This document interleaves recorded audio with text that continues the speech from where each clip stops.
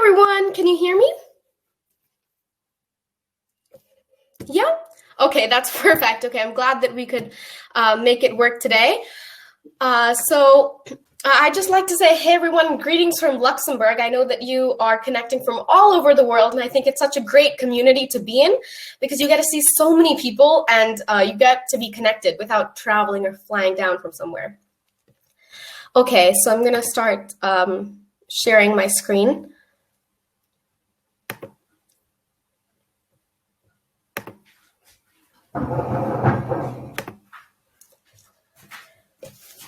Okay, so as you guys know, my title of the talk is How the Virus Has Changed Our Perception of Technology.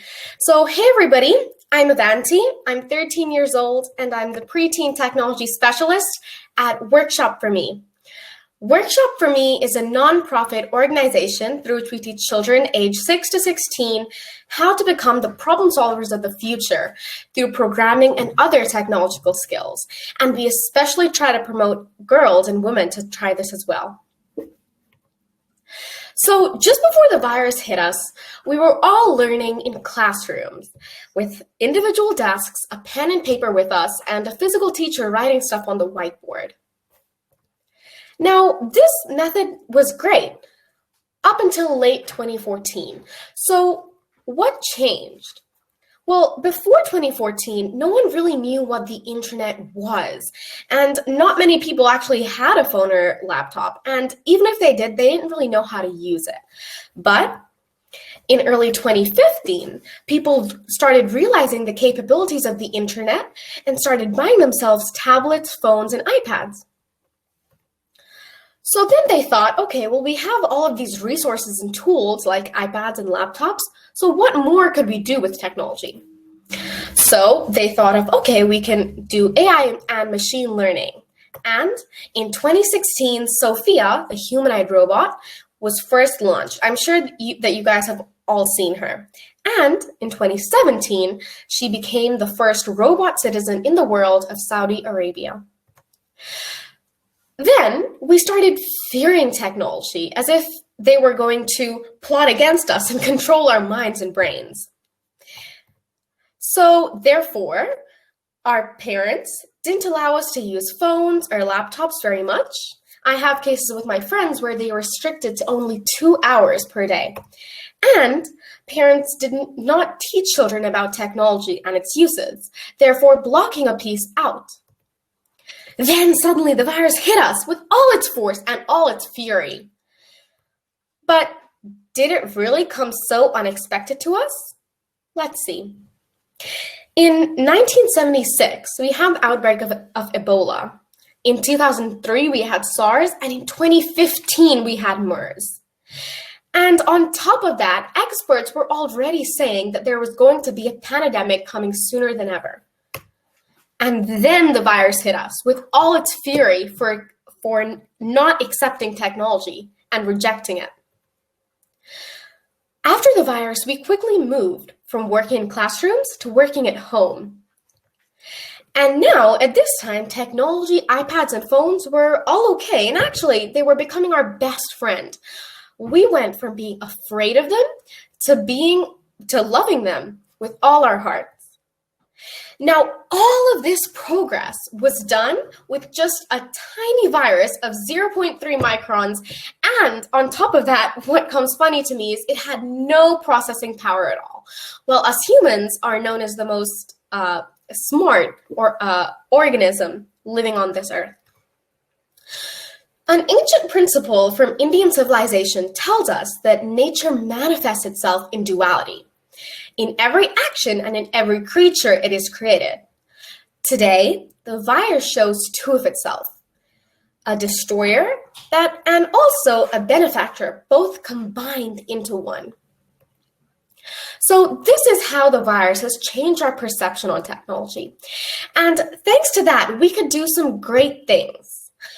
I told you guys earlier that I was running classes for children aged 6 to 16. Those classes were physical before the virus came along, but now we're doing them all digitally. And we're proud to say that now technology has advanced itself so we can use breakout sessions and divide our children into smaller groups. And parents from a long way away could also join. In our classes, parents used to drive 45 minutes one way to our class and then a 45-minute back. Thanks to this, parents don't also have to wait for their children to do the class, so they have more free time on their hands. Children are also getting better devices this way, because before, parents used to give them their old broken devices, which they didn't use anymore. Now, since parents are buying new ones, children are getting better ones. Now, children are also getting more internet time, and parents are getting more comfortable allowing them to be in the internet. And all of this distrust with the parent and the child is all gone now. The parent is finally learning to accept and trust the child with their own devices. Additionally, children can also join webinars. And this was great because when I was younger, I used to always go to conferences because of my brother and mom were speaking in them. But there was always kind of this awkward moment because adults were in that conference and most was filled with adults. And when they see children, they think that they've gone to the wrong place. So as a child, I noticed that it didn't feel very comfortable to stay in that room because adults keep turning around and checking where the child is. Nowadays, children can join webinars, and if they aren't allowed to, then they can also put a profile picture and change their voice. So let's all try and remember both sides of the virus. The destroyer, which has done a lot of harm in the world, but also the benefactor, which has made us trust technology more and more. The virus also has a different side, which is helping us with the environment. In the past, we used to spend so much money on reducing our industrial footprints, traveling less, telling everyone to consume healthy, and so on and so on. But thanks to the virus, it has taught us that if we stay home and be kind to our nature, then we will actually be able to meet the 1.5 degrees Celsius target set by climate experts today. So thank you. I hope you enjoyed my session. And we still have some time left, so I thought it would be great to do a Q&A to have more of a personal feel.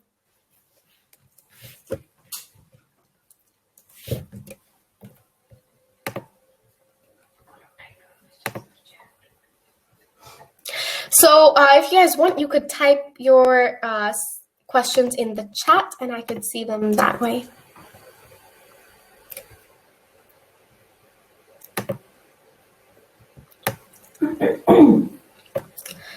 Okay, so one question being asked is, what would I say to motivate children to study online? This is true. A lot of my friends and a lot of children who I know don't actually like studying online, and they like studying in their classroom because they can spend time with their friends and, well, they get to see them and interact with them. So what I would say is, I would think that if you study online, then in the virus, of course, you can't meet your friends, of course. It's better to stay socially distant. But after the virus passes, we are thinking of doing some sessions online. So if that does happen, I would say that if you think about it, if you're studying online, it takes you less time to get to your school, and it doesn't take you 8 hours every day like it used to. So that way you have a lot more free time, and that you can use in whatever skill building you like to do. Suppose you like making games, for example, or suppose you like playing basketball. It doesn't matter what you like, but you have more time to progress on that, and then you can develop more activities. So I go to school. I'm a normal school child. I still do my homework and everything. And for me, school days are 8 hours long. And I study online right now. My school hasn't opened up. So that 8 hours is actually being minimized to 2 hours each day. And the crazy fact is I'm actually doing more work than I was in school. So thanks to studying online, we can do more work and also get more free time. Okay, so the next question being asked is, how do you think youth can teach us about addressing the digital divide? Okay, I am going to look at it in this perspective. I think that a lot of parents are not comfortable with letting their children on the internet. And this is happening because the parents don't have enough trust in their children that they can handle themselves and that they can be completely appropriate and do the right things. And I completely understand this fear.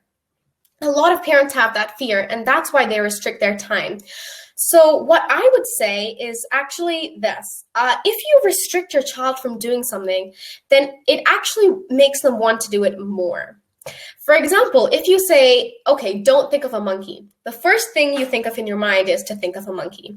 And once they get that freedom, when they turn 18 to do whatever they like, then that's the point where they could start making wrong decisions. But if you teach them early on that they are responsible enough for themselves, then I'm sure that they would use it in the right way. For example, my parents, they don't control my internet access at all, but they trust that I would use it to do the right thing. Like, of course, I can watch YouTube and watch Netflix, but I could also use the internet to, for example, learn the piano, learn the guitar, learn how to code, all of these different things. So I think that parents should also try a different approach. It might be scary at first, but just try it for around a week and then see if there's any improvements.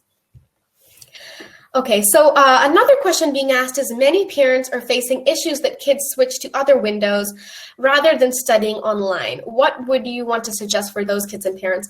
So this actually relates into what I was talking about previously as well. Kids switch to other windows, and we've actually had this inside our class. We have seen in front of our faces that the parents just unlock the Wi-Fi code right before the session starts in front of our eyes and make sure that the children is only using it to code.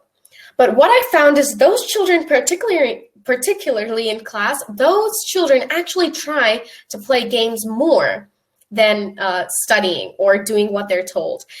And this happens because if you don't have enough trust in the child, then the child doesn't have enough trust in himself or herself. And that's why they think that, you know what, it's no point. I don't get enough time to do this anyway. It doesn't matter if I get scolded. It doesn't matter if I don't learn anything. I want to play my game. So I would definitely say, make your child feel more welcome to technology. And that way, they'll actually use it for the right thing and the right things which they want to do. Okay, another thing being asked is, what are we going to do to be concentrated when studying online, as far as its possibility to do some things in the same time online? Let me just read that question again.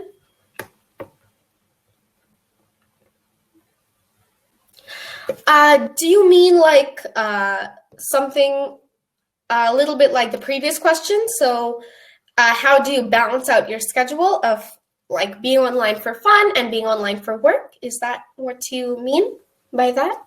Okay, so I'll let you answer in the chat. I'm going to go on to the next question. Do you think that people will look forward to replace humans with artificial intelligence for need of social distancing? Yeah, this is actually a very debated matter about artificial intelligence.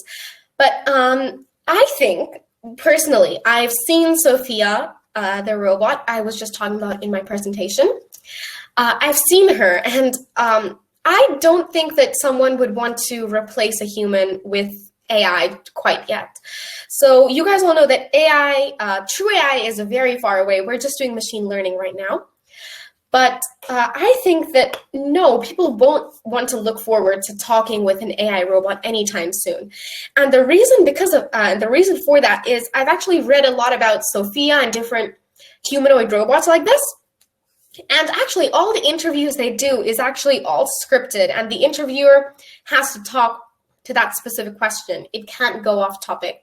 So that isn't AI at all. Of course, it does have its own response mechanism where it can respond to questions where you just ask on the fly, but they don't use that very well because that doesn't work very well a lot of the time, and the robot has a difficulty understanding. So my answer would be no, I don't think that people would look forward to it anytime soon. Maybe in the future, if we advance a lot, then we will, but I don't think for another 50 years it's ever going to be very close at all. Okay, okay, so I'm just going to read the next question.